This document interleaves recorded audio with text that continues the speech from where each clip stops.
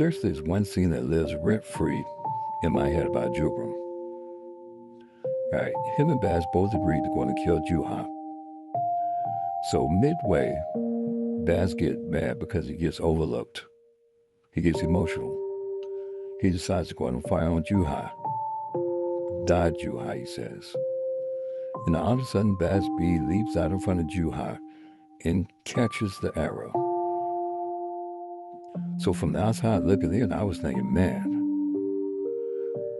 Jugram just did Bazz dirty. But really, did he?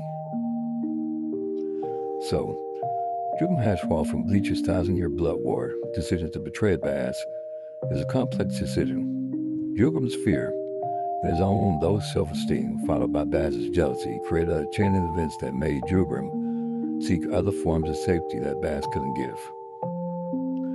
Quizzes have the ability to feel the spiritual powers of others. Bazz himself thought he was powerful. Jugram thought Bazz was powerful.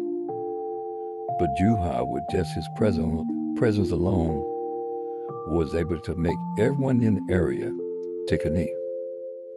Now, if that don't tell you that you're beaten, I don't know what will. Plus, Bazz was enraged, jealous, and not able to see things correctly. When a being like that says, "You're my other half," you also have to read between the lines. You're going to participate, or you're going to be decimated. There was no in-between on this.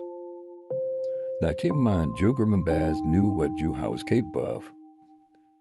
So Jugram made a personal call. If only one of us can serve and keep the other safe, then he'll do that, even if it meant sacrificing the closest they had. Because it's better to have a frenemy than a dead friend. So out of respect for their ties and their relationship, Jugram refused to fight Bazz. He knew what it was. He knew that he didn't want to beat Bazz B handily, hands down.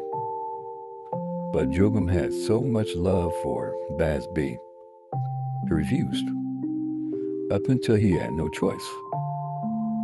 So Jugram himself was an excellent hand-to-hand combatant.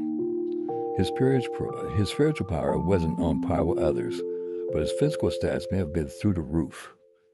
Just think of the way he caught that ratchet bow, or broke hook, or the way that he broke Ichigo's sword. That dude was a powerhouse. And keep in mind, after Ichigo got his sword broken, he never was matched with Hashwald again. Usually, Ichigo gets his straightened once his sword gets broken or he gets broken, but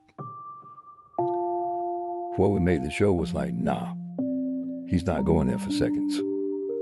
So I'm thinking all that preparation to go and kill Juha before they met him the first time was Jugram had a lower opinion of himself.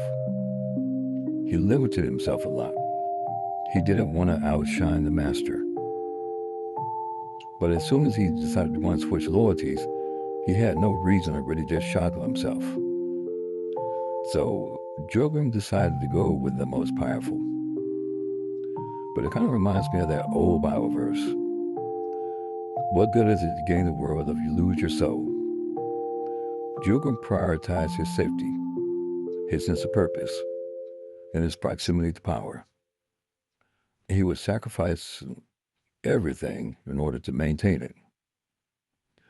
But he did this only to find out that Juha would sacrifice even him if it meant keeping himself safe. It's a tale as old as time. A rapid rise and a rapid fall. In the end, he'll lose it all anyway.